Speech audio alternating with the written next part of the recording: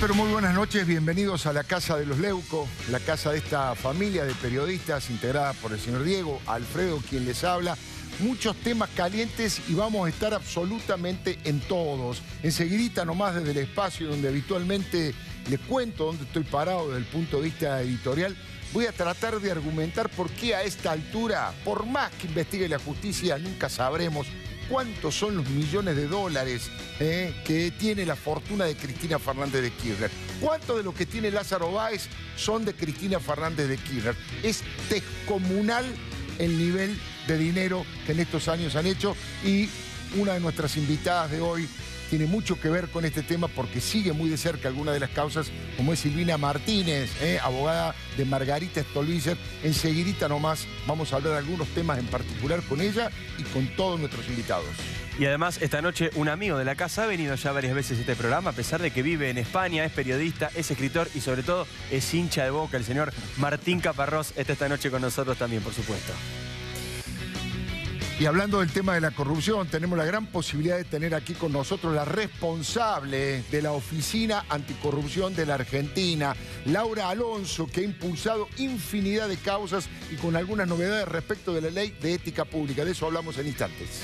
Y además, por supuesto, el embajador argentino en Ecuador, Luis Juez, que se encuentra en nuestro país también para conversar de todos estos temas que está planteando mi viejo. Todo esto esta noche en Los Leuco.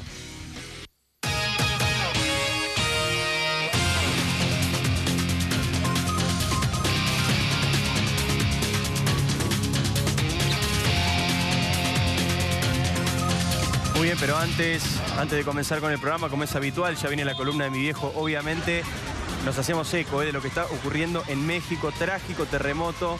Estamos hablando de uno de los terremotos más fuertes de los últimos años, justamente el día de hoy, en el que se recordaba aquel terremoto del año 86 que había dejado miles de muertos en la Ciudad de México. Hoy sufrieron un terremoto de 7.1 grados en la escala de Richter. Hay al menos 138 muertos. El sismo se produjo en el límite entre Morelos y Puebla, pero también obviamente hay muchísimas otras ciudades y otros lugares de México afectadas. Ciudad de México, Acapulco, Osaka, Guadalajara, Colima. Son varios los lugares que están muy pero muy afectados. Los muertos también se han ido repartiendo por todos estos lugares, por todas estas ciudades. Estamos viendo imágenes impactantes del momento del terremoto. Recordemos que hace algunos días, nada más el 8 de septiembre, en México habían vivido también un terremoto, en este caso un poco más fuerte en la escala Richter, 8.2. Sin embargo, había dejado 89 muertos. Esto fue hace 11 días exactamente. Y ahora estamos viendo las imágenes del día de hoy. 138 muertos por lo menos. 64 muertos en Morelos, 29 muertos en Puebla, 9 muertos en el Estado de México, 36 muertos en Ciudad de México. Las autoridades mexicanas están reportando que hasta ahora hay 44 edificios colapsados como los que estamos viendo, 44 construcciones que se derrumbaron literalmente mientras la tierra se movía allí en México. 50.000 agentes de seguridad están participando en las tareas de rescate y además, bueno, el presidente de México, Enrique Peña Nieto, ordenó ya la instalación de un comité de emergencia justamente para asistir a las víctimas que, por supuesto, todavía lamentablemente siguen apareciendo. Un terremoto brutal el que está sufriendo allí la Ciudad de México, y vemos las imágenes que son impactantes y escuchamos el audio también de lo que pasaba hace un ratito nada más allí en México. Al menos 138 muertos. Escuchen.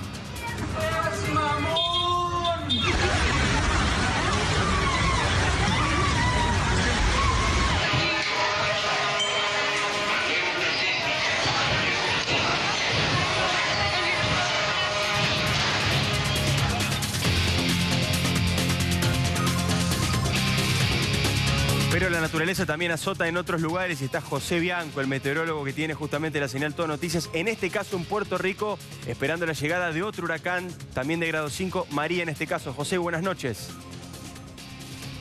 Buenas noches, Diego. Estamos en el departamento donde vamos a pasar la noche, donde vamos a esperar las horas críticas para la llegada de María. Fíjate lo que es la televisión local, la televisión de Puerto Rico, con una chica muy bonita dando el tiempo, pero que no deja de hablar de lo que es el huracán de categoría 5, cómo va avanzando. Y esto es así toda la noche. Va a ser así toda la noche, de manera continuada, con los mapas que muestran a la isla de Puerto Rico tapada por este huracán. Vengan, estas son una de las ventanas antihuracanes, obviamente trabadas. En este caso está abierta, se puede abrir. Vamos a ir hacia afuera para que ustedes, ahora sí, les da el audio, lleguen a escuchar el ruido también de María, que empieza a aumentar su intensidad, empieza a soplar fuerte por momentos.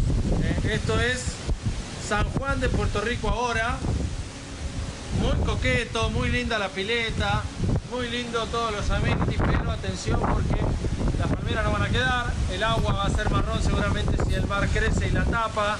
La cancha de fútbol que ven también puede sufrir problemas o quedar cubierto de arena, de mar, de la arena de la playa, y obviamente los autos que los han dejado a la intemperie con macetas en los balcones. O sea, peligroso. Están dando combinaciones, Diego, que son peligrosas de verdad acá. Yo creo que lo vimos de manera muy aislada en algunos casos en Miami, pero acá es más lo mal que lo bien, lo que se está haciendo. Por parte de Defensa Civil, Policía, Bomberos, hay movimiento. Obviamente no es comparativa la estructura, la infraestructura de las dos ciudades, de Miami Beach o de Miami entera, con San Juan de Puerto Rico, es mucho menor, edificios mucho más bajos, menos preparados. Pero atención porque acá se va a venir un problema realmente serio. Nosotros estamos definiendo dónde dormir, dónde guardar las cosas importantes, en qué habitación dejar las cosas que no se pueden mojar bajo ningún aspecto, cargando las baterías, cocinando la comida congelada que teníamos porque la luz se va a ir en cuestión de horas. Cuando mañana nos levantemos es muy probable que no tengamos luz. Veremos si tenemos señal de internet para hablar con ustedes, Diego, con Todo Noticias, con Canal 13. A cruzar los dedos porque ahora se viene el problema directamente hacia nosotros. José, muchísimas gracias por la información. Vamos a estar volviendo contigo en algún momento del programa, seguramente cuando haya más información. Te vimos todos allí con el huracán en su momento en Miami. Bueno, y ojalá no sea grave. Y cuídate, por supuesto, José, y gracias por la cobertura. Por supuesto que, tal como anticipaba Diego, el principal insumo de este canal y de este programa es la información, la noticia, y cualquier novedad que ocurra tanto en México como en Puerto Rico vamos a estar inmediatamente en vivo. Pero yo le quiero hablar de otro huracán, del huracán Cristina, del huracán que se ha llevado puesto gran parte de los fondos que se robaron durante más de 12 años en la Argentina. Mire, si en cualquier país del mundo, una expresidenta se le descubre que no declaró 5 millones de dólares a propósito o que tenían en 22 plazos fijos en un banco, no los reconoció, no los colocó al servicio de la AFIP, no los presentó en la Oficina Anticorrupción. Si en cualquier país del mundo pasa eso, con una expresidenta, 5 millones de dólares, 22 plazos fijos, Estamos hablando de Cristina Fernández de Kirchner. En cualquier país del mundo, esa información sola es una información de 3, 4 días de principal título de etapa. Acá salió así de chiquita. Estamos hablando de 5 millones de dólares.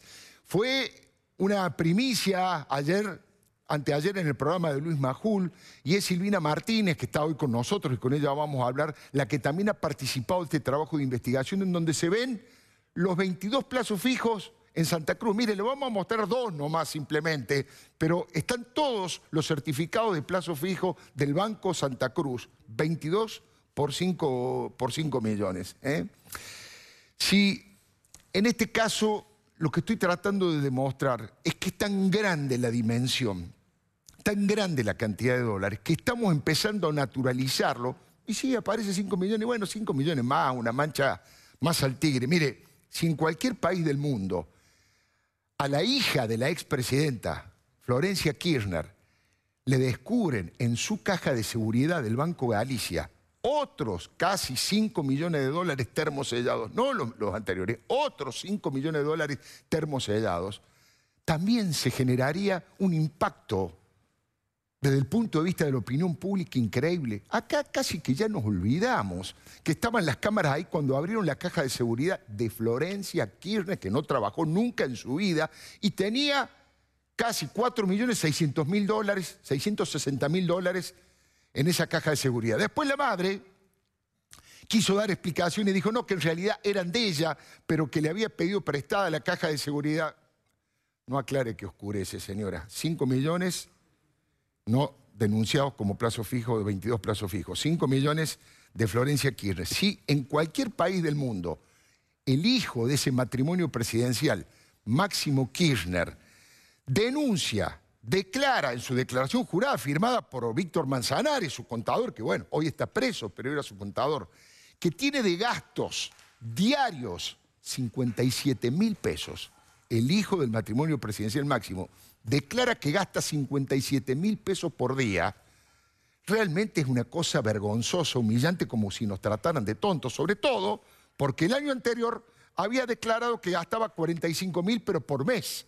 Ahora gasta 57.000 por día y el año pasado 45.000 pesos por mes. Bueno, ha tenido que dar todo para atrás, ha tenido que ir para atrás fuertemente y están reconsiderando, rehaciendo esa declaración jurada porque no se sostiene, no se puede entender de ninguna manera, salvo la falsificación, el inflar los datos, el mentir, cosa que han hecho varias veces. Mire, si en cualquier país del mundo se descubre que una expresidenta y un expresidente fallecido que gobernaron durante más de 12 años, cuando llegaron al poder no tenían ni una sola habitación de hotel y cuando se van del poder tienen 4/5, ahora le explico por qué, 4/5 hoteles, se armaría un escándalo brutal en cualquier otro lugar.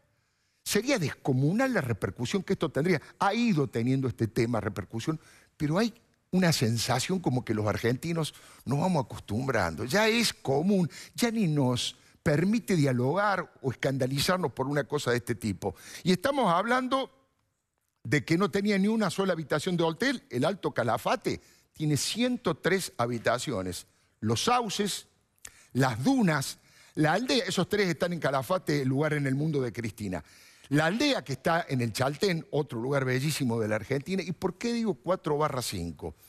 Porque el Hotel Waldorf de esta ciudad, todo indica, está investigando la justicia, pero todo indica que también podría ser de Cristina Fernández de Kirchner. ¿Por qué? Porque que lo compra es uno de los socios históricos de los Kirchner, el socio de Máximo en la inmobiliaria, Osvaldo El Bochi Sanfelice.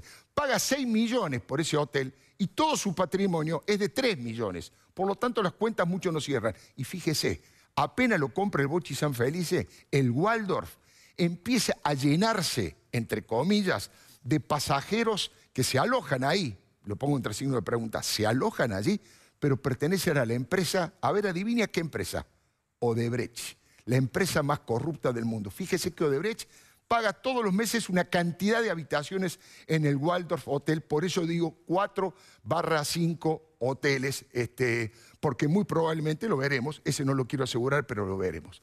Mire, si en cualquier país del mundo un matrimonio como Néstor y Cristina llega al poder nacional en el año 2003 y en su declaración jurada dice que tiene como patrimonio 7 millones de pesos, cuando llega en 2003, Néstor y Cristina tenían 7 millones de pesos como patrimonio. Pero aquí que cuando se van del poder, Cristina dice que tiene 77 millones de pesos, como falleció Néstor y hubo sucesión, 36 tiene Máximo Kirchner y otros 36 Florencia, que como una funcionaria no está obligada a denunciarlo. Entre los tres suman 150 millones de pesos.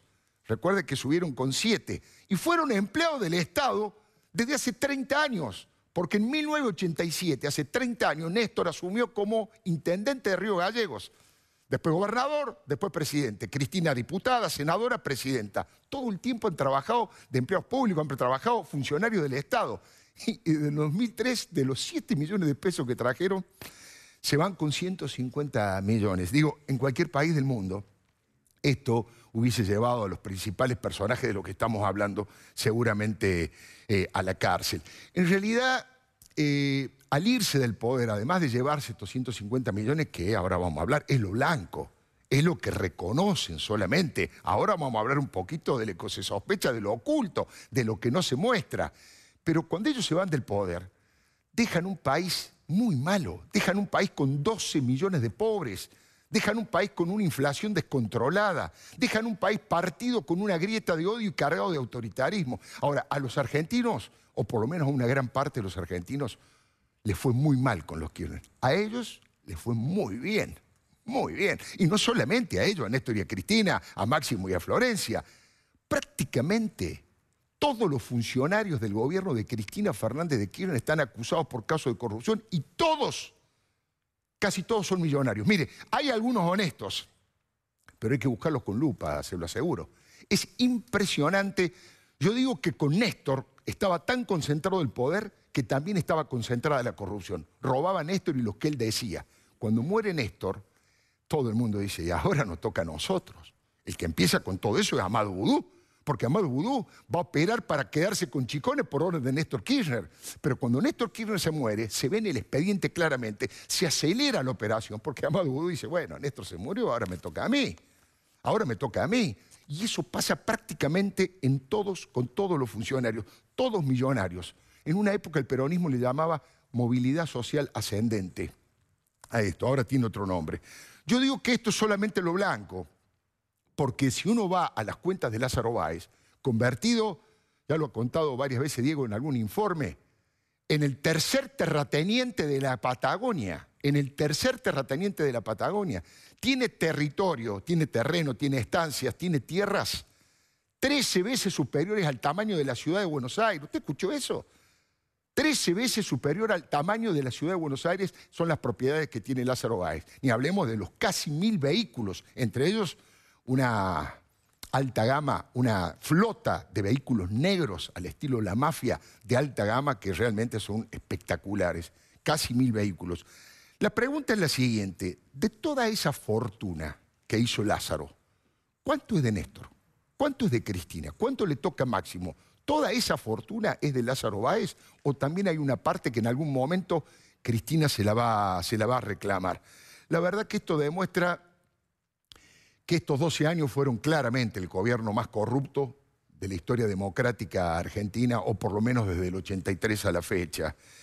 La verdad que a esta altura uno lee, porque uno trabajó de periodista también durante la época de Carlos Menem, y lo de Carlos Menem eran chirolas. Al lado de esto, también corrupción, pero al lado de esto eran vueltos.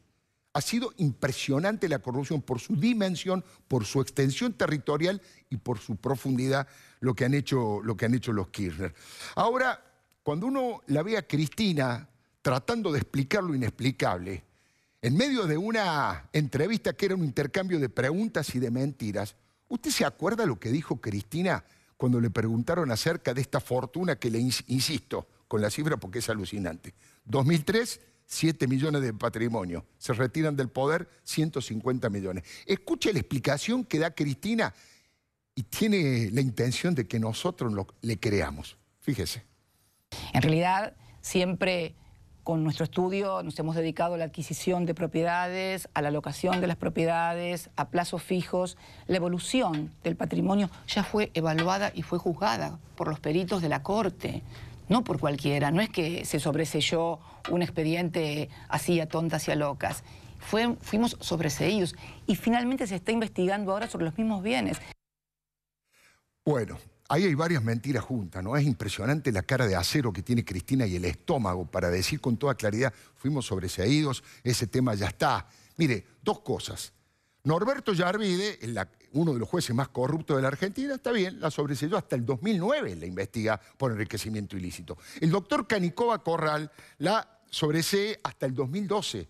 Pero del 2012 hasta que abandona el gobierno, es todo lo que se está investigando, lo que ha hecho con este sistema de inflamos, sobreprecio de la obra pública, yo te doy la obra pública y vos me la devolvés la coima y el retorno a modo de alquileres en mis propiedades absolutamente por arriba de los precios de mercado, me la devolvés en distintas formas, dándome plazos fijos, pagándome intereses por los plazos fijos a través de los bancos, de distinta manera ese retorno del sobreprecio de la obra pública a través de la coima.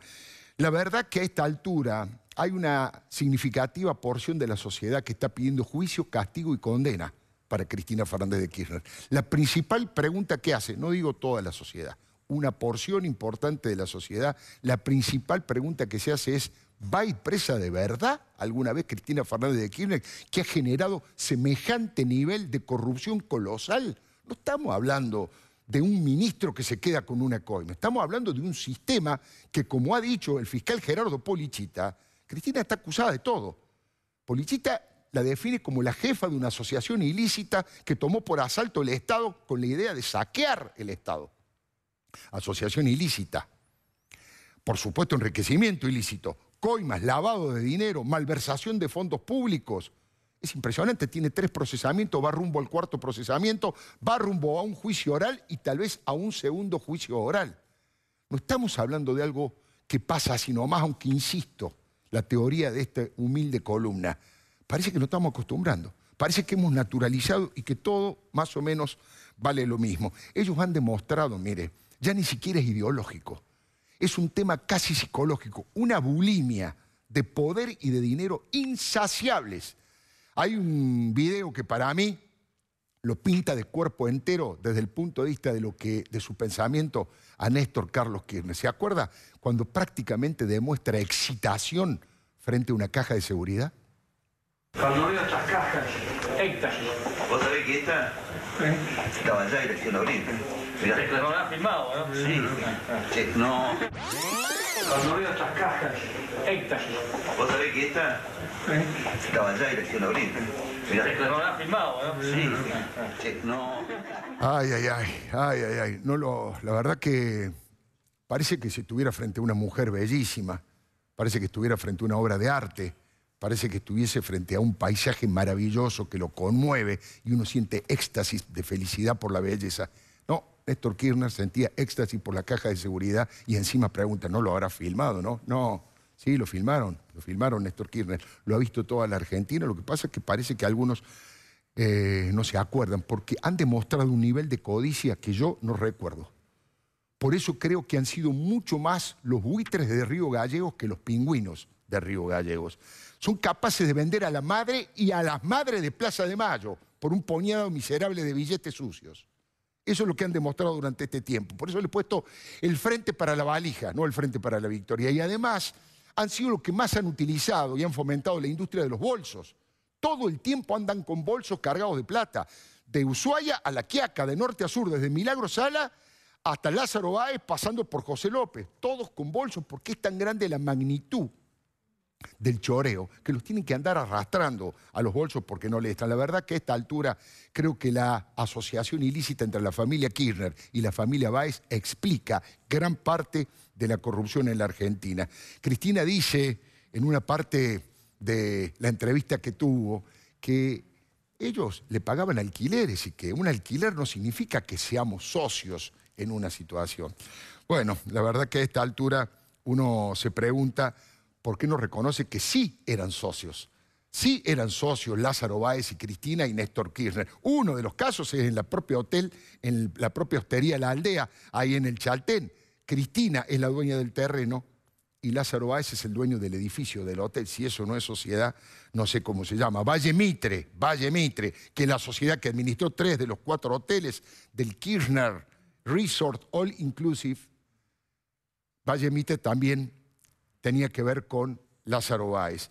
La verdad, y bueno, y en Alto Calafate, donde se da esa cosa extraordinariamente escandalosa que denunció Hugo Alconadamón, que se pagaron 14 millones de pesos de alquiler de habitaciones que nunca se utilizaron. 14 millones de pesos. Esa es la coima, ese es el retorno, esa es la devolución del sobreprecio de la obra pública. En realidad, los Kirchner han fabricado una fortuna colosal. Ni ellos saben cuánto dinero tienen, ni ellos saben cuánto de Báez le corresponde a ellos. No hay antecedentes en la historia democrática argentina.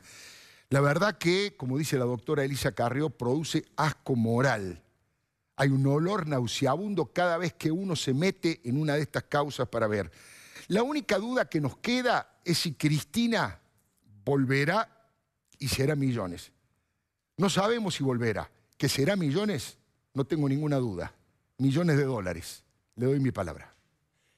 Muy bien, estamos aquí con los 4 invitados de este programa. Les agradecemos mucho a todos por haber venido. Arrancamos con vos, Silvina, porque justamente parte de la denuncia que decía mi viejo al comienzo, la que contó Luis Majul el día domingo, tiene que ver con un trabajo tuyo. Sí, bueno, claramente, a ver, nosotros el año pasado denunciamos la existencia de estos plazos fijos que nunca habían sido declarados. Hoy la justicia pudo detectar, gracias a que la interventora de la sucesión en la causa Los Sauces lo presentó en escrito, denunció que faltaban 22 plazos fijos en la declaratoria que tuvo que hacer Manzanares ante la sucesión. Nosotros encontramos la documentación de estos plazos fijos, que son algunos que ustedes fueron mostrando, que son plazos fijos que fueron, digamos, iniciados antes del fallecimiento de Néstor Kirchner, con vencimiento con posterioridad. ¿Los podemos ver de nuevo mientras va contando? Son plazos Silvina fijos que son titularidad de Néstor, Máximo y Cristina, por cifras que van variando, algunos son 1 millón y pico, 500.000, etcétera, etcétera, son todos del Banco de Santa Cruz. Lo cierto es que estos plazos fijos se vencieron después de la muerte de Néstor Kirchner, ingresaron al patrimonio de Cristina y de su hijo Máximo y nunca los denunciaron. Esto es gravísimo. O sea, no están declarados en ningún lado. No están declarados en ningún lado. Recordemos que Néstor tenía una cantidad importante de plazos fijos. Cristina a su vez también en nombre propio, Máximo también en nombre propio, en el medio de toda la ebullición de la sucesión. Recordemos que la sucesión, Néstor fallece en el 2010, se inicia en el 2011 y tardan años en terminar y en denunciar cuáles son los bienes. Esto lo hacen recién en el 2014 a través de un escrito de Manzanares. En este escrito en el 2014 es donde desaparecen esta cantidad importante de plazos fijos. Claro, denuncian 18 nada más y tenían 40 en total. Exacto, y con lo cual la interventora estima, la interventora de la sucesión, que la sucesión de Néstor Kirchner no era por 60 millones, como habían declarado oportunamente, sino de 82 millones, 22 millones que faltan, digamos, y que nunca fueron declarados. Nosotros habíamos declarado lo mismo con relación a Cristina. En este mismo periodo, cuando había o 40 o 22, de acuerdo a lo que busques, o 18, ella declaraba solamente 9 plazos fijos. O sea, no cerraban, si uno compara las declaraciones, de nadie. Nosotros no solamente le hemos encontrado la diferencia en cuanto a los plazos fijos, también les hemos encontrado 14 propiedades que nunca declararon. Cristina Kirchner tiene 14 propiedades que nunca denunció. En algunos casos son propiedades que denuncia una sola y en el mismo terreno hay 3 o 4. Claro. En otros casos no las denuncia en la asociación y la denuncia ante la Oficina Anticorrupción. Y otra de las cosas que tiene que ver con tu columna de lo que decías recién y que ella dijo en su entrevista, al ser una abogada exitosa y que supuestamente... En todas las investigaciones, en todas, nunca se pudo detectar el ingreso de dinero por parte de una persona que no sea Lázaro Báez, Cristóbal López o sus empresas. O sea, yo ejerzo la profesión, uno no recibe los honorarios de un juicio inmediatamente, son juicios que pueden demorar años. La lógica indicaría de que Cristina, por lo menos los años que fue desde el 2003 hasta que se fue, tuvo que haber recibido algún honorario si ejerció la profesión los años anteriores. O sea, los juicios demoran mucho tiempo. Bueno, no existe ingreso de dinero a sus cuentas bancarias de ninguna persona que no sea esta, con lo cual, bueno, claramente su explicación se cae, ¿no? Seguimos primero con las damas y después vamos a hablar con los caballeros, pero estando Laura Alonso, que es la responsable de la Oficina Anticorrupción, la pregunta, Laura, es, primero, ¿qué reflexión te merece todo esto? ¿Qué cosas se están haciendo de la Oficina Anticorrupción? No sé si ahora o después querés hablar también del tema de la Ley de Ética Pública, que creo que está muy ligada, pero arranquemos por lo que vos quieras. Me parece que hay dos tipos de agenda. Una es la agenda de la investigación del pasado y otra es la de la construcción del presente y un futuro distinto, que es un trabajo de rediseño institucional o de puesta a punto de un montón de controles y de políticas públicas de prevención de la corrupción que estaban totalmente desactivadas o nunca existieron. Con lo cual en algún momento me gustaría hablar de eso. ¿Cómo no? Cómo estamos haciendo para que esto no vuelva a pasar.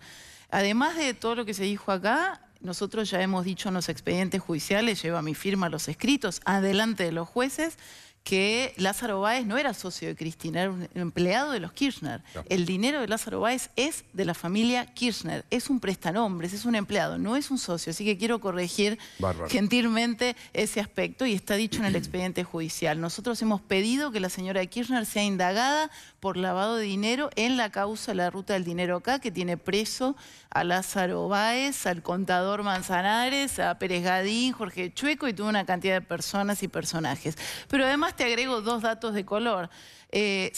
Más de 60 propiedades del secretario privado fallecido de Néstor Kirchner en el estado de Florida, en Miami, son de Cristina Kirchner, que por supuesto no están declaradas, pero que también estamos trabajando. Tenía el secretario de también se está trabajando para la recuperación de esos activos en una estrategia de colaboración con internacional. Y en tercer lugar, hace muy poco se ha allanado una propiedad carísima de otro secretario ya privado de la señora de Kirchner, que tampoco puede justificar su ingreso. Con lo cual, estos son algunos de los aspectos más visibles de lo que seguramente sea apenas como bien vos dijiste, la punta del iceberg de todo el dinero que está seguramente distribuido en los circuitos más negros del sistema financiero internacional, que se llenaba la boca la señora expresidenta criticando los foros internacionales en los cuales se enterraron mucho de su dinero a través de cuevas financieras y de personajes bastante nefastos, algunos que no viven en el país y que están siendo también investigados por la justicia de otros países por justamente facilitar el traslado de toda esa plata negra, que en realidad es dinero de todos los argentinos. Martín. ¿Yo qué? No, yo lo que te quería preguntar a vos, Martín, si tenés ganas, correrte un poquito de la información, mirar un poquito, no sé, de la psicología, desde la filosofía, desde la ética, porque hay cosas, insisto con esta idea, es tan colosal lo que hemos visto, que a mí me cuesta comprenderlo desde la vida cotidiana, ¿no? Cualquier personaje de barrio le dice, ¿para qué? ¿Para qué tanta plata? ¿Cuál es la locura, esa enfermedad por el dinero, no? Bueno, supongo que la explicación que te darían ellos es para poder conservar e incrementar el poder. Tienen, ¿no? Es una cuestión de poder. El dinero en ese sentido yo creo que es un instrumento para el poder, ¿no? Y de hecho es lo que siempre es, y no creo que en este caso sea distinto. Yo, mientras te escuchaba, Alfredo, pensaba, decías, que cómo nos podemos acostumbrar a que alguien se lleve tanto dinero, que alguien, se apropie de tantas cosas que no son suyas.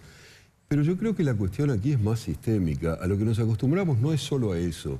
Nos acostumbramos a que la justicia no va a hacer nada al respecto, o no es capaz de hacer nada al respecto, o no quiere hacer nada al respecto porque toma decisiones por ella la política y entonces no lo van a hacer.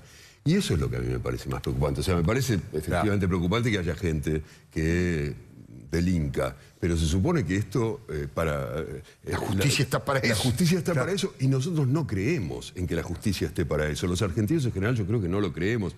Vos empezabas diciendo, por más que investigue la justicia, creo que fue las primeras palabras que dijiste, y yo pensé que ibas a hablar de Nisman, por ejemplo. Claro. Y podría decirte lo mismo de Santiago Maldonado.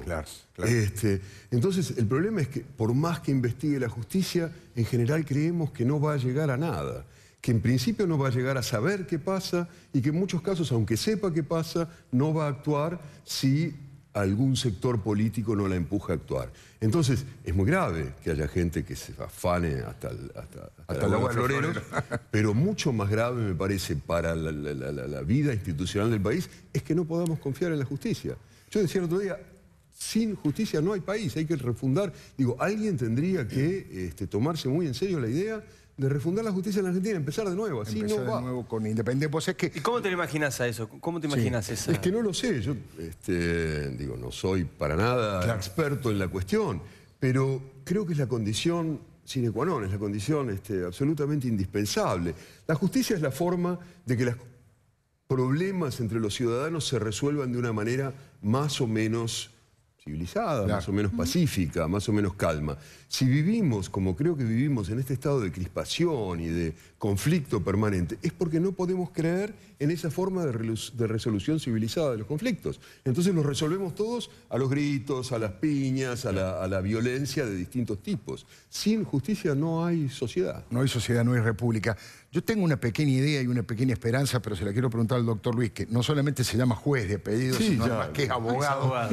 Yo tengo una pequeña... Y fueron los primeros también en levantar la voz contra la corrupción. Hasta tuvo una discusión muy famosa ya con Néstor Kirchner. Sin duda. Por el juego, justamente, Cristóbal López. Y además yo recuerdo siempre, porque esto tiene que ver con nuestro laburo, que fue el que denunció de qué manera lo echaron a Pepe Eliashev, porque de Radio Nacional en su momento. Pero yo tengo una pequeña lucita de esperanza, pero le quiero preguntar si está bien o soy demasiado ingenuo. Pero creo que Brasil, con Sergio Moro, con lo que está ocurriendo, nos da como un espejo en donde mirar, porque ahí hay una justicia independiente, ahí hay una justicia que mete en cana empresarios, que mete en cana políticos, y que poco a poco me parece que en el mediano plazo le va a dar buen resultado.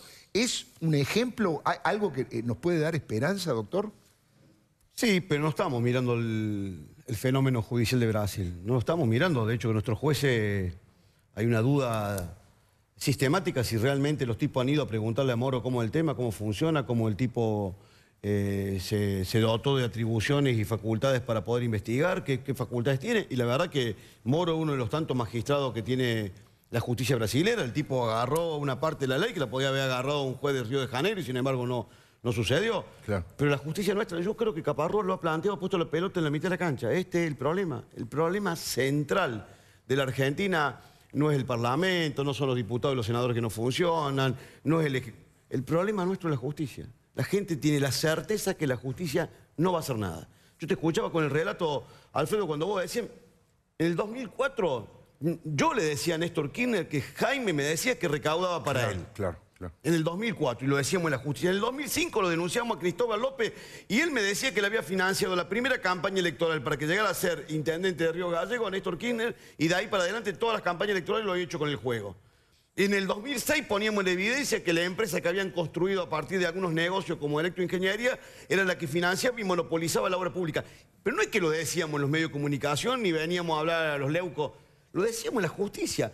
O sea, nadie se puede sorprender de que esto era así. Todo el mundo lo sabía. Esta sociedad no miraba, casi te diría, de manera imperturbable, no le molestaba. Sabía que la justicia de alguna manera... Por eso Cristina tiene la tranquilidad de decir, la justicia no investigó y no encontró nada. Y no fueron 4 peritos, fueron los peritos de la Corte. O sea, porque el problema es ese. Hay una justicia que blinda al poder corrupto. ¿Cómo lo solucionamos, Luis? Esto es una gran discusión de la dirigencia política, porque ahí Laura va a tener algún instrumento, el tema de la ley de ética pública. Estos instrumentos no son instrumentos partidarios, son instrumentos de la República. Si nosotros nos animamos a plantear que vamos a necesitar refundar la justicia argentina y plantearlo en términos de decir, mira, vamos a hacer una reforma profunda. En serio, claro. Donde nos venga bien a todos, a los decentes, digo. Debe haber decente en todos los lugares. Yo digo, nosotros no tenemos monopolio de la decencia. No, y en la justicia también, Y debe haber un montón de jueces, yo conozco. Jueces fiscales hace 30 años que litigo en materia penal y conozco un montón de jueces decentes y un montón de impresentables. Claro. Entonces digo, este tema hay que plantearlo con claridad, hay que discutirlo sin ningún apasionamiento partidario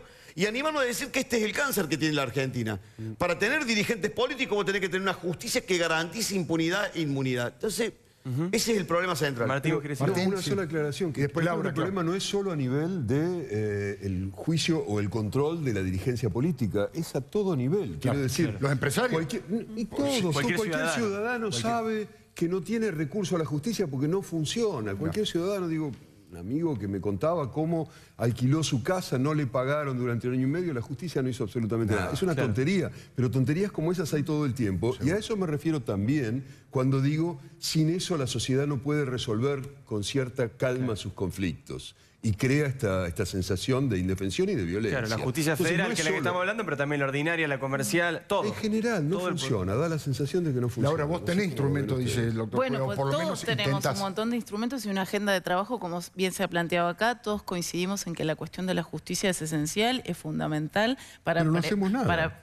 Bueno, yo creo que lo primero que está pasando, esto que vos decís, es el dato importante, es la justicia. Hoy es la institución más deslegitimada de la Argentina. Sí. Peor que los sindicatos, peor que el Congreso, peor que la el última encuesta, sí. Y me parece que los jueces empiezan a ser conscientes de esto. Lo más visible es la justicia federal, que es la que tiene que investigar las causas de corrupción, las causas de narcotráfico, las complejas. Hay una demanda de la sociedad que está presente. Hoy todos son visibles. Ya los jueces dejaron de ser personas anónimas, porque hoy todos somos personas públicas, porque finalmente nuestra cara aparece en una red social, aparece en un posteo de Facebook de cualquier persona o ciudadano. Y evidentemente esta demanda está muy planteada. Hay sectores de la sociedad que antes no se preocupaban por estos temas, porque tenían otras preocupaciones que las siguen manteniendo, pero este pasó a ser un tema importante. Viene la semana que viene el inicio del juicio de 11.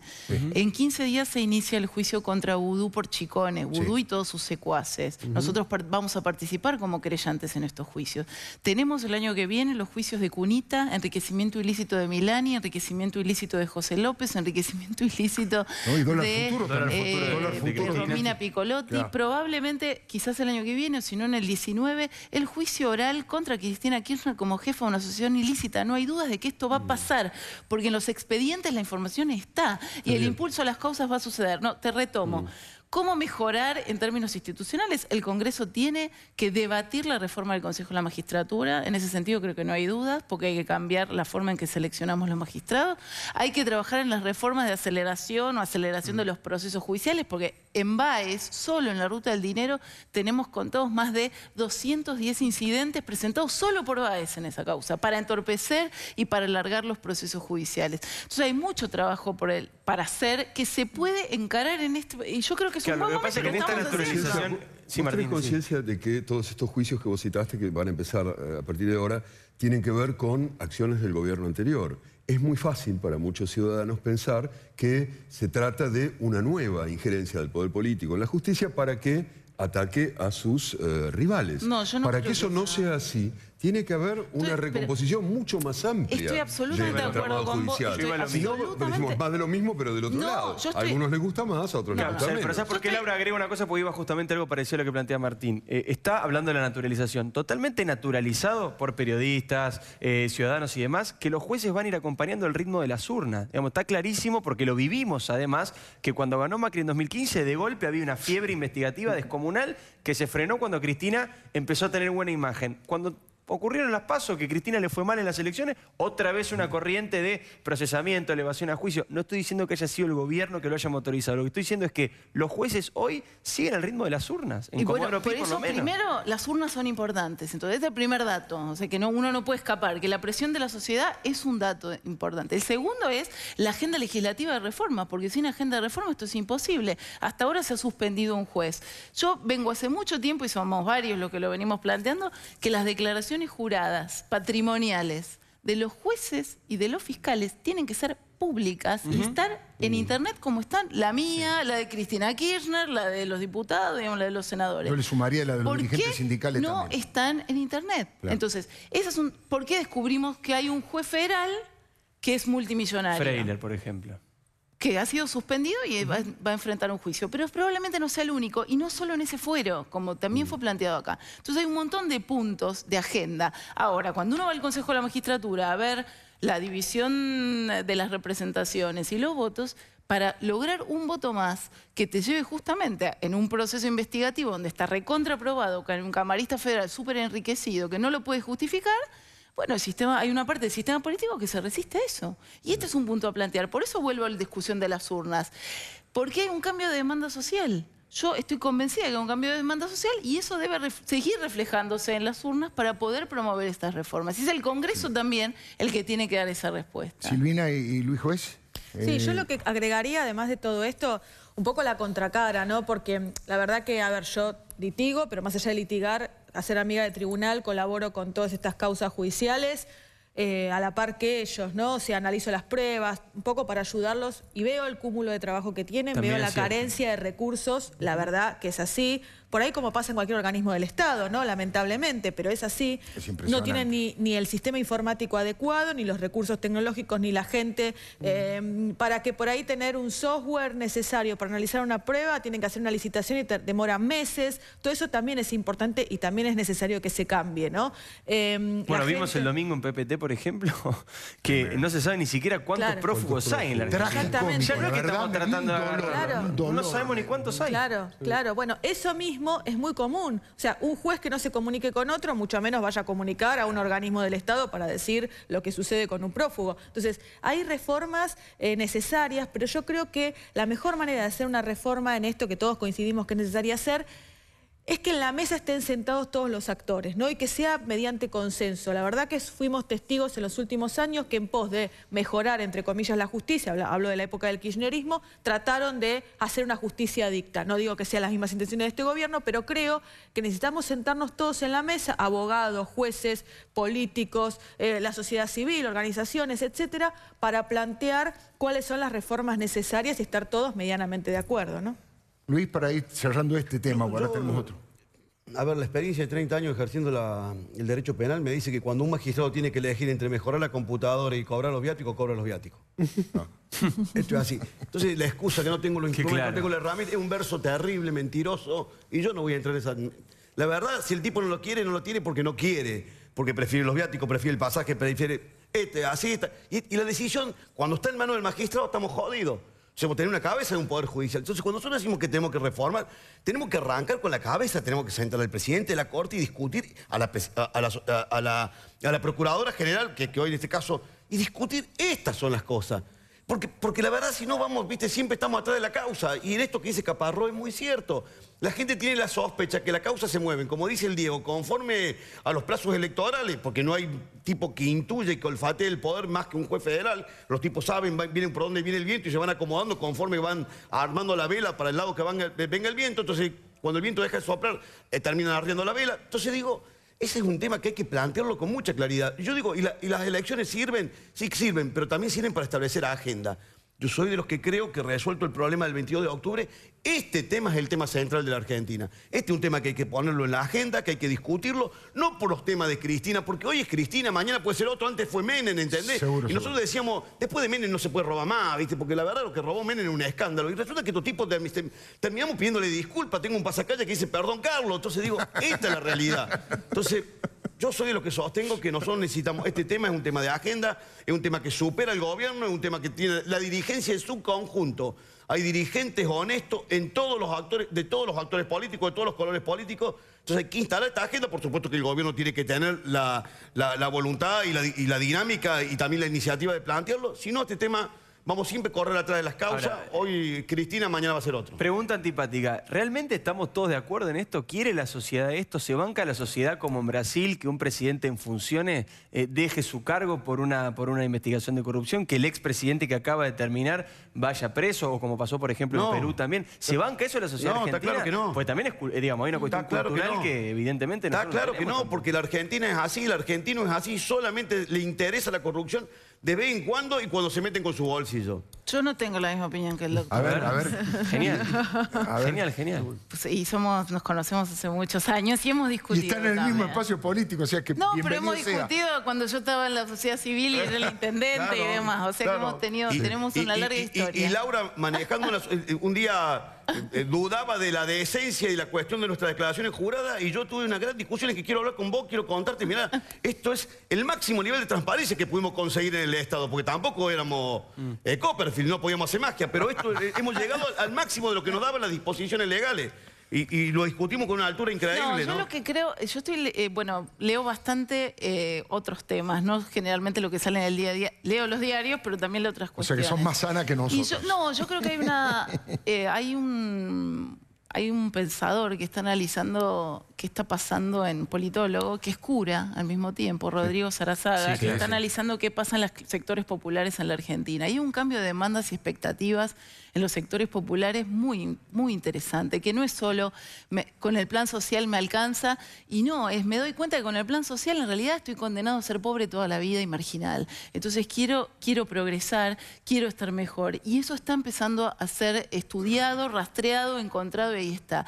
De la mano de eso aparece una demanda, porque cuando uno va y habla con los que más necesitan en la Argentina y lleva esta cuestión, por ejemplo, la tragedia de Once, o la falta de cloacas, o la falta de acceso a la vivienda, ¿dónde fueron? Yo quiero ponerles un dato nada más. Sí. En 1 año y medio, el Ministerio de Transporte en sus distintas áreas, por haber incorporado herramientas de transparencia en las licitaciones, ahorró 31.000 millones de pesos. Solamente el Ministerio de Transporte de 10. Solamente el Ministerio de Transporte, por eso te digo que no todo es la justicia, que hay un montón de agenda de prevención y mitigación de los riesgos de corrupción que se pueden hacer antes.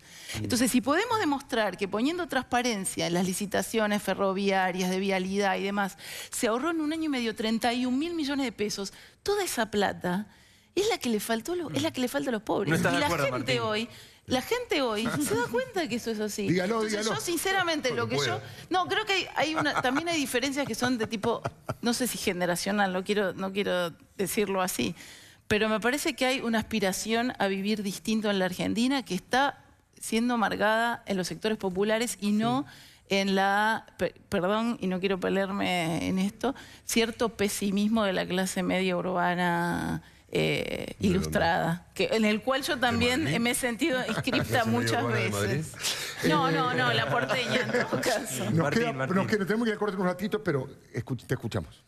No, a ver, Vos seguís hablando de corrupción y yo traté de ampliar el No, yo te hablo de tema. de instituciones. No, dijiste de cómo al limpiar ciertas instituciones se ahorra mucho dinero, que es lo que le falta a los pobres, para rebatir este pedido de justicia, que no es una justicia, como intenté decir un par de veces, expresamente y específicamente dirigida a los temas de corrupción. Yo lo que digo es que es algo mucho más, y creo que estamos de acuerdo, que es algo mucho más amplio, que se necesita social, poder recurrir a la justicia cuando uno tiene un problema, porque si no va a solucionar los problemas de otra manera, y creo que es lo que pasa en muchos casos en la Argentina, más allá de lo que suceda con los casos de corrupción, del poder, de las instituciones, etcétera, etcétera, que es una parte significativa, pero no decisiva del asunto. Y por otro lado me sorprendió cuando decías que este cura politólogo que ha percibido que los sectores más pobres no solo quieren el plan, sino que están queriendo cambiar su vida, y que esto te resulte como de algún modo o una revelación o siquiera algo interesante. Y te digo que me sorprendió porque me parece que pone en escena la forma en que se mueve cierta clase política argentina, no es así, que espera que otros le digan lo que quieren para tomar sus propias decisiones, sus propias ideas, sus propios proyectos. Perdóname, yo creo que si yo fuera un político argentino, lo primero en lo que pensaría es cómo hacer para que el 30% de la población que está, según dicen, por debajo de la línea de pobreza, no necesite más planes. No esperaría que ellos le digan a un cura que ya no quieren recibir el plan, sino que quieren salir de ahí. Primero, sería mi proyecto principal. Quisiera responderlo, tengo todo el derecho a responderlo. Pero voy a terminar. Si no, es un gran ejemplo de lo que yo llamo la democracia encuestadora. Los políticos que no tienen un proyecto, sino que esperan a ver qué dice la sociedad para ver cómo venden ese vayamos al corte y lo contesto, pero Laura, sinceramente no es así. Va a contestar porque es interesantísimo. Un pequeño, chiquitito autobombo. Cuando pensamos este programa, dijimos que era toda gente inteligente, con formación y pensamiento. Menos nosotros dos, ¿no? Menos nosotros, por eso lo traemos ellos. Y que podíamos debatir estos temas tan profundos, con respeto, con inteligencia, con ideas. Y yo voy a poner una polémica más. Yo leí y leo mucho, lo sigo mucho, Rodrigo Sarazaga, lo admiro a Rodrigo. Y yo no creo que esa haya sido la conclusión que él sacó. Para mí, Rodrigo lo que descubre, entre comillas, es que el sujeto social del peronismo está fracturado. En los trabajadores que están registrados y en blanco, valoran la cloaca, valoran el Metrobús, y el 50% de los trabajadores sindicalizados votaron a Macri. Los sindicatos son de Perón, pero el 50% de los trabajadores registrados. El otro sector, la otra parte de la grieta, que es los sectores más humildes, más excluidos, que no tienen nada de nada, no valoran tanto una obra pública y sí valoran la posibilidad de morfar porque necesitan morfar. Yo entendí eso de ese pensamiento de Sarazaga, pero enseguida volvemos y seguimos con este debate tan interesante y tan inteligente. Ya venimos.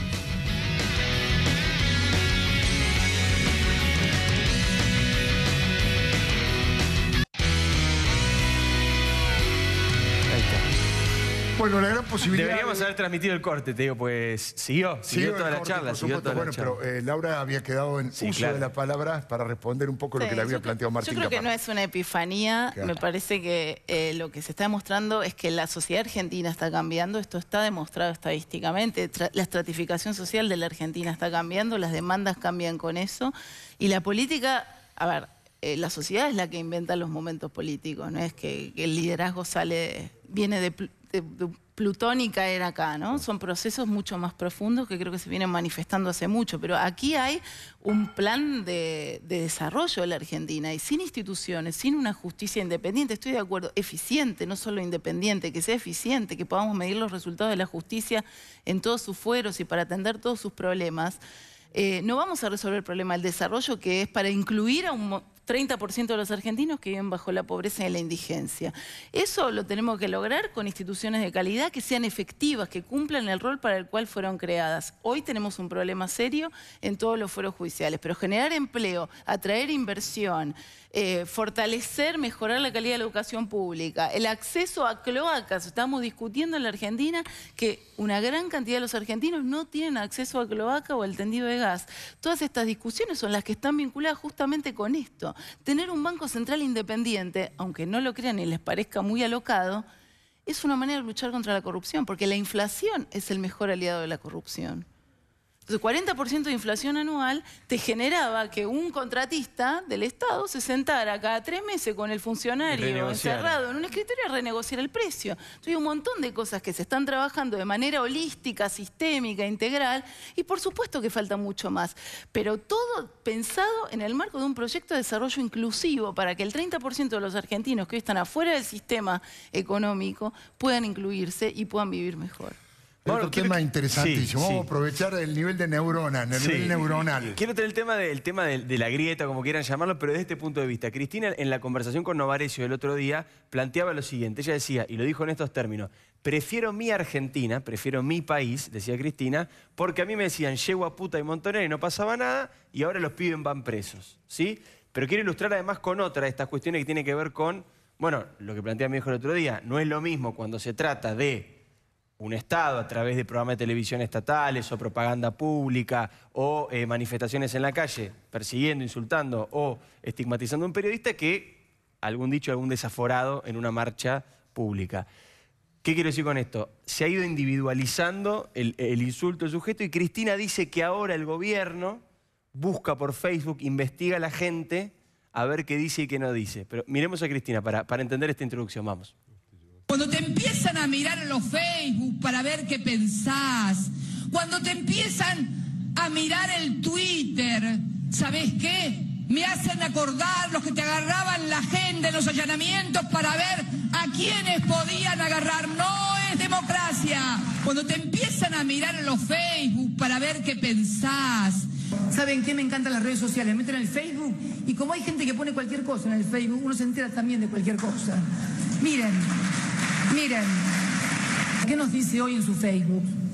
28 de enero. En estos años de desasosiego laboral que vengo viviendo, me gustaría que la señora presidenta, bueno, ella empieza a pedirme cosas, y acá viene, acá les dejo el link de la nota que dio el fiscal de Cámara, Ricardo Sáenz, sobre la investigación de la muerte de nuestro compañero fiscal Alberto Nisman. Esto es lo que vivimos, dice dramáticamente. Cuando te empiezan a mirar el Twitter.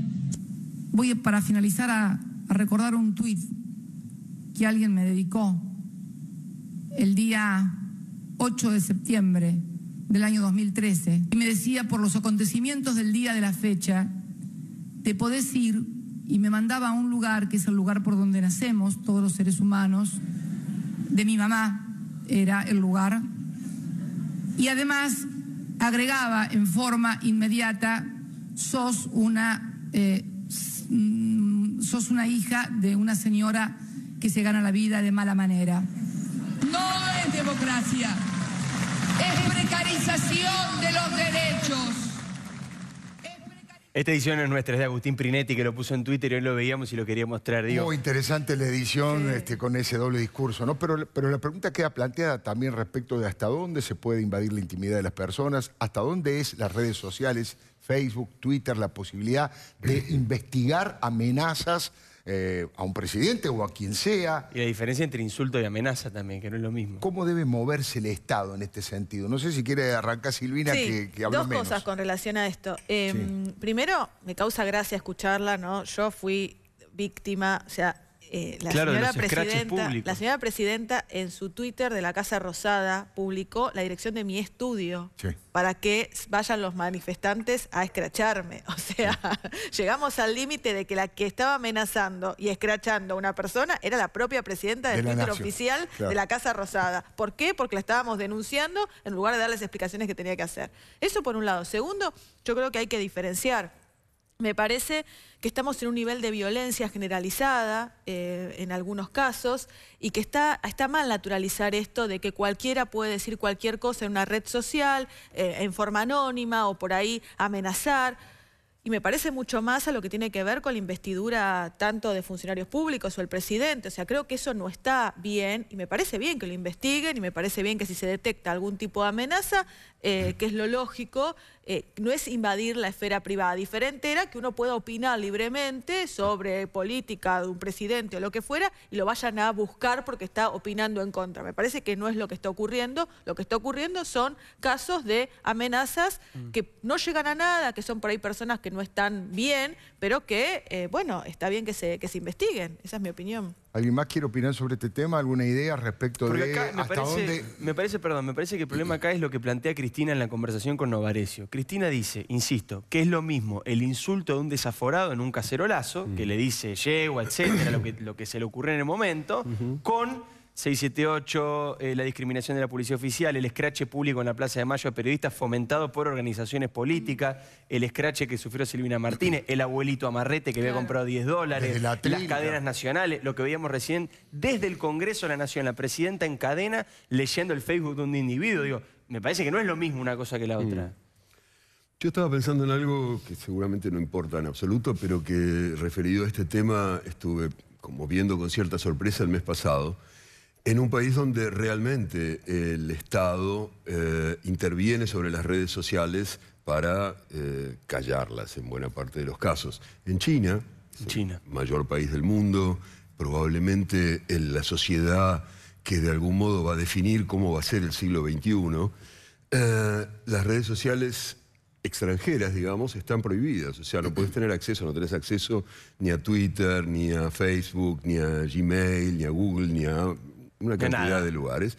Lo que hay son redes locales, digamos, nacionales, alternativas a esas, porque las redes globales, digamos, no quisieron aceptar las condiciones del Estado chino. Más que censura es pasar la información al Estado. Ah, claro. Sobre quién dice qué, cómo funcionan, etcétera, etcétera. Entonces, lo que hay es una carrera muy interesante entre censura del Estado y ingenio privado para burlar esa censura. Es muy interesante primero porque es un Estado que es el que más se ha beneficiado de la globalización en el mundo, es el que nos vende todas las mercaderías que han creado de algún modo esta globalización económica, que está luchando contra la globalización de la información, de la circulación de la información.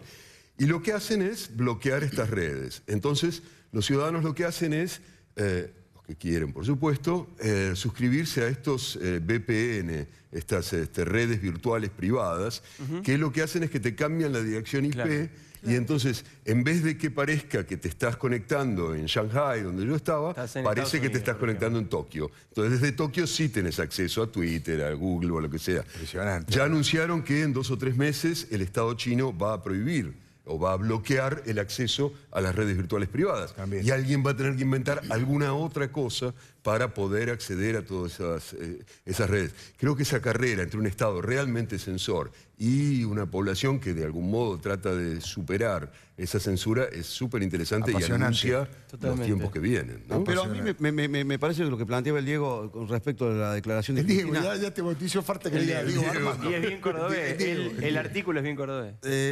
Ella naturaliza todo, ella está doctorada en la naturalización, ella te naturaliza todo, entonces te naturaliza, o sea, un tipo te agravia, te injuria, te ofende y te amenaza por las redes sociales, es un elemento de prueba, la red social. ¿De dónde va a nutrirse el fiscal si a través de la red social vino la amenaza? Es un elemento para investigar. Es una publicación. Pero ella termina naturalizando todo. O sea, ella no te va a reconocer que ella tuvo el campeón de los espías a Milán y metiéndose en tu vida y jodiéndote, interviniéndote el teléfono, o sea... Esto es lo grave, la capacidad que tiene de naturalizar todo, de comparar lo incomparable, de poner en el mismo lugar cosas que son absolutamente detestables. Entonces digo, esto es lo grave, que yo le he notado ahora a Cristina, peor que antes, ¿no? Una forma de querer poner todo en la misma bolsa, de querer naturalizar los desaciertos, en vez de tener una mínima autocrítica, decir, mire, la verdad que en este tema se nos fue la mano, nosotros deberíamos haber sosegado alguna cuestión, esto que hicimos con el periodismo, estos escraches públicos, esto no... Ella termina naturalizando todo para justificar lo injustificable. Y esto es grave porque lo hace de una forma, casi te diría ya patológica. Y a mí me asusta, porque la verdad que esto también termina siendo como un acicate que termina permitiendo autorizar cualquier cosa y cualquiera se cree con derecho a hacer cualquier locura. Y la verdad te quiero decir que si vos utilizás una red social para llevar adelante una amenaza, eso es materia de investigación. No importa si lo hiciste con una carta, lo hiciste con una carta anónima, lo hiciste con una pintada, con un graffiti o lo hiciste con las redes sociales. Es materia de investigación. Por supuesto que el fiscal tiene derecho a usarla. Laura, ¿querés cerrar esto? No, Vamos a ir a me otro parece que tema un par de después. cosas que siempre es importante defender, Sí. ¿no? Porque, como vos decís, finalmente siempre está bajo amenaza la libertad. Claro. ¿No? Entonces va tomando distinto, a lo largo de la historia va tomando distintas formas, ¿no? Esa amenaza. Pero creo que la defensa de la libertad, la defensa de la verdad también, ¿no? Hoy que hay tanta, esto de la posverdad, que en realidad es mentira, porque es engañar o mentir y le pusieron posverdad, pero hay gente que hace política mintiendo. Bueno, recuperar, digo, el valor, el principio de la verdad y de la libertad me parece que es lo importante en esto. Y también todos los que somos conscientes, responsables, hacer uso de estas herramientas para ejercer nuestra libertad, respetando, como siempre, no solo las reglas de la civilización moderna, sino también los límites de la libertad de los demás, de no pasarse de la raya en términos de amenazas y demás. Pero después, por supuesto que aquel que se sienta... Yo sigo siendo objeto, seguramente si ahora vemos, de todo tipo de insultos y hasta que una que otra amenaza, me da exactamente igual. Pero es un chiquero para algunos sectores. Para otros sectores, el uso de la tecnología ha sido y es un mecanismo de liberación. Sí, claro. Hoy sabíamos lo que pasaba en Irán, supimos lo que pasaba en los países árabes, sabemos lo que pasa en Venezuela por las redes sociales. Entonces, también esa me parece que es la carga positiva del manejo de la libertad de opinión en esos ámbitos. La forma de derribar los nuevos muros de Berlín. Bueno, nos vamos a ir un pequeño corte. Le voy a anticipar el tema que viene, que es un tema muy triste, muy delicado, muy horroroso, que nos preocupa a todos por igual, pero quiero saber la opinión de cada uno, que es el tema de Santiago Maldonado. La desaparición de Santiago Maldonado, la utilización política, el rol que ha jugado el gobierno, ha tenido una buena actitud, ¿no? Eso enseguidita nomás, después de la pausa.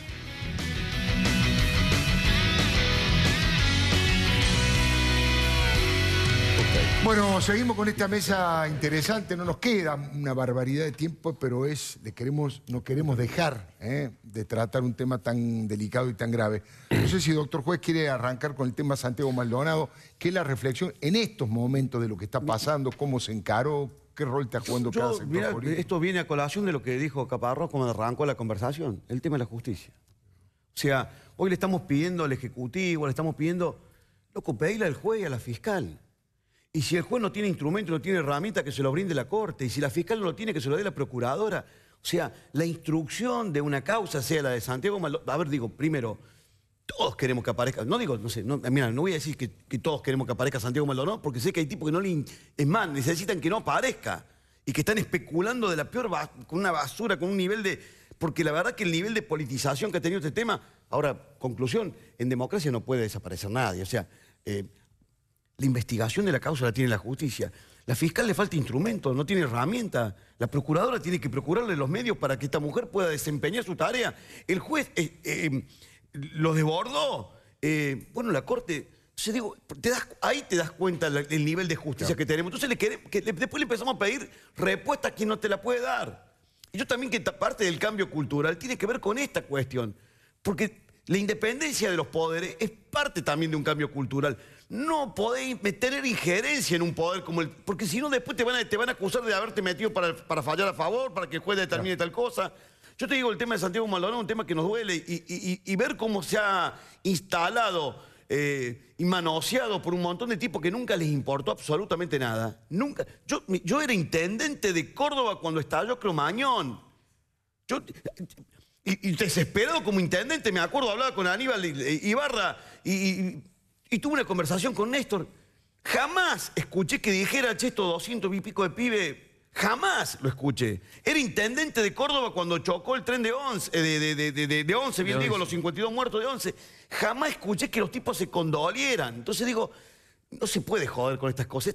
Son límites que vos no lo podés permitir, no lo podés tolerar. No se puede jorobar con una cosa tan delicada como la desaparición de una persona. Muy cortito lo mío, así opinan todos, pero... Y esto ha llegado al máximo posible porque el juez está acusado y lo quieren rajar por ser kirchnerista y por ser antikirchnerista. En este caso, de los dos lados están acusando a los jueces. Y los dos lados tienen buenos argumentos. Y los dos lados tienen argumentos. Lo acusan problema de kirchnerista y lo acusan de antikirchnerista. Silvina. Sí, muy cortito. Yo, a ver, lo que creo es que, claramente, como coincidimos todos, no puede haber ningún desaparecido, pero me parece que en esto, como un poco lo que hablamos en todos los temas hoy, tiene que ver con la justicia y todo, a veces parece que hay ciudadanos de segunda y ciudadanos de primera, ¿no? Yo creo que no tiene que haber ningún desaparecido, sea por cuestiones en la cual intervino el Estado directamente, como podría llegar a ser en esta situación, o en aquellos en el que el Estado no intervino, en que hubo omisión. ¿A qué me refiero? Cuando hubo un secuestro, cuando hay trata, cuando desaparece una persona por el motivo que haya sido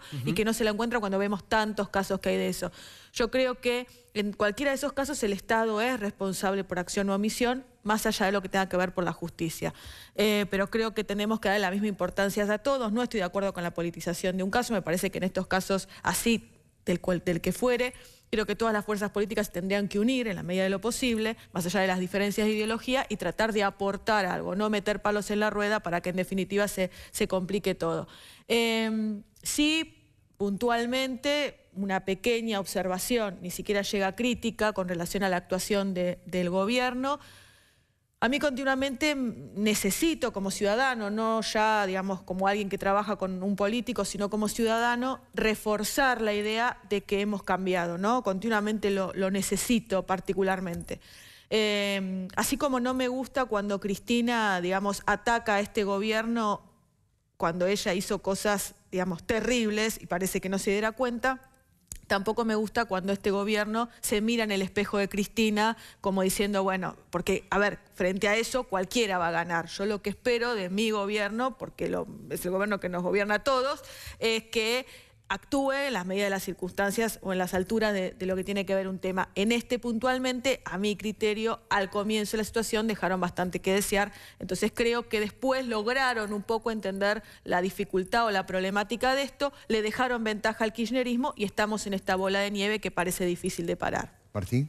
Retomando muy rápidamente, dos rasgos. Por un lado, esta continua banalización de la historia, que es el kirchnerismo, cuando compara la lamentabilísima desaparición de Santiago Maldonado con un plan político del Estado de los años 70 de matar a miles de personas para producir un cambio sustantivo en la sociedad argentina. O sea, es ridículo intentar una comparación entre esas dos cosas y lo único que hace es banalizar esa historia que fue lo suficientemente dramática como para no tratarla así.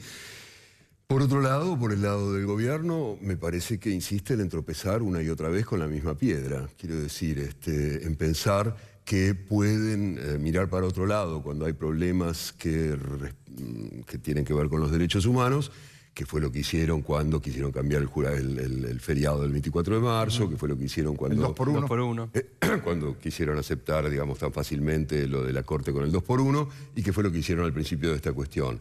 Yo creo que... me pregunto a veces si el gobierno o Macri lo hacen por convicción o por decisión, digamos, por identidad o por cálculo. Si lo hace porque realmente a él no le interesa, si lo hace porque piensa que a su público no le interesa, o hay una mezcla de ambas. La cuestión es que vuelve a caer una y otra vez el mismo error y termina teniendo que corregirlo cuando ya es tarde, cuando ya se ve que el errorismo de Estado, como yo suelo llamarlo, es la línea política que está dominando en este momento. Laura Alonso cierra. Cierro breve, coincido con lo que dijo Luis Juez. En este momento la situación está en manos de la justicia y hay que, en todo caso, como se está haciendo, colaborar con la justicia para que lleve adelante la investigación, y estamos todos de acuerdo en que no puede haber ningún desaparecido en democracia, que la justicia tiene que hacer su trabajo, que Santiago Maldonado debe aparecer con vida y de eso no hay ningún tipo de dudas. Sí creo que hay también, frente a una situación de crisis más en el plano general, hay una oportunidad, porque ha habido un retroceso en materia del nunca más, como bien creo que fue discutido en este programa por Graciela Fernández Mejide, Roberto Gargarella, varias personas, y coincido en algunas cosas. Creo que hay veces que hay como cierta, no decisión, alguna timidez del lado del gobierno respecto de esto, como más a la defensiva de ponerse. Y yo creo que la cuestión de los derechos humanos, y lo he dicho siempre, no es ni de izquierda ni de derecha. En la Argentina hay una discusión que es un pasado muy trágico. Personalmente creo que no, que es una discusión universal, y que yo la he tomado siempre así. Y durante muchos años, antes de incluso participar en política, iba a las marchas del 24 de marzo, estaba en este tipo de conversaciones y discusiones, he convivido años con el CELS, cuando yo estaba por Ciudadano, en la misma casa.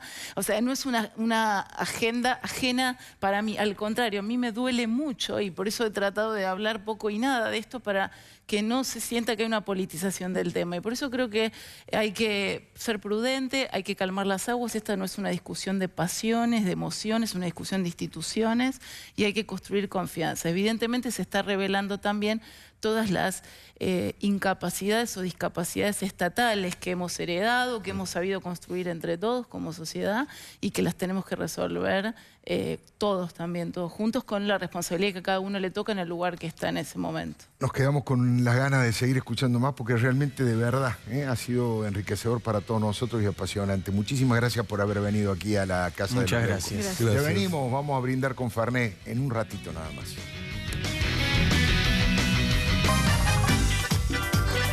Muy bien, señores, ha llegado este momento que es el más importante del programa. Qué bueno, ahora vamos a relajarnos. A mí me gusta que sea como me gusta ya, con espuma, como nos gusta. Sí, claro, tranquilo. Ya tenés una Ya hago experiencia. 2 Fernet por semana, además, imagínate. Ahora con el tema de los domingos. Los domingos haces 4. Por eso hago 2 preparaciones, tampoco me... 2 veces por semana tengo que preparar Fernet, ya soy todo un bartender. Muy bien. Un bartender, es una cosa de locos. Muy bien, señores. ¿Nos vemos el domingo, Leuco, a las 8? El domingo, la versión dominguera de los Leuco, esperando las elecciones. Ahora solo me queda decirte, cuídate, changuito. Chau, pa.